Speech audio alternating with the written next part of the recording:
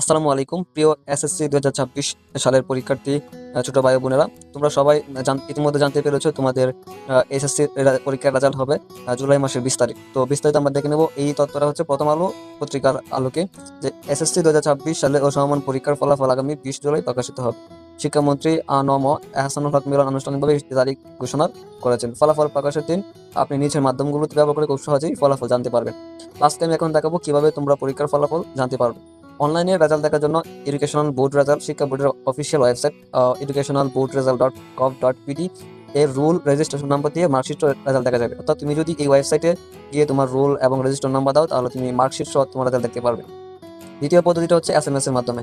SMS এর মাধ্যমে হচ্ছে যে কোনো মোবাইল অপারেটর থেকে, মানে যে কোনো সিম থেকে মেসেজ অপশনে গিয়ে টাইপ করতে হবে এসএসসি স্পেস বোর্ড নেম প্রথম 3 অক্ষর, যেমন ময়মনসিংহ হলে MYM, ঢাকা DHA, মানে প্রত্যেকটা বোর্ডের প্রথম 3টা অক্ষর লিখতে হবে। তারপর একটা স্পেস দিতে হবে, তারপর হচ্ছে রুল লিখতে হবে, রুল লেখার পরে 2026 লিখতে হবে, তারপরে পাঠিয়ে দিতে হবে 1622 এই নম্বরে।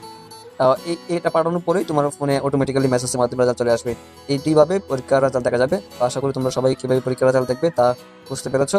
তো এরকম আরো নিত্য নতুন ভিডিও পেতে বা পরীক্ষার আপডেট পেতে, রেজাল্টের আপডেট পেতে এবং রেজাল্ট পরবর্তী সময় কি কি করণীয় এ সম্পর্কে আপডেট পেতে আমার চ্যানেলটিকে অবশ্যই সাবস্ক্রাইব করবে, এবং এই বিষয়ে আরো কোনো প্রশ্ন থাকলে তোমরা অবশ্যই কমেন্টে জানাবে। তো আশা করি সবাই বুঝতে পারছো। ধন্যবাদ সবাইকে। আসসালামু আলাইকুম।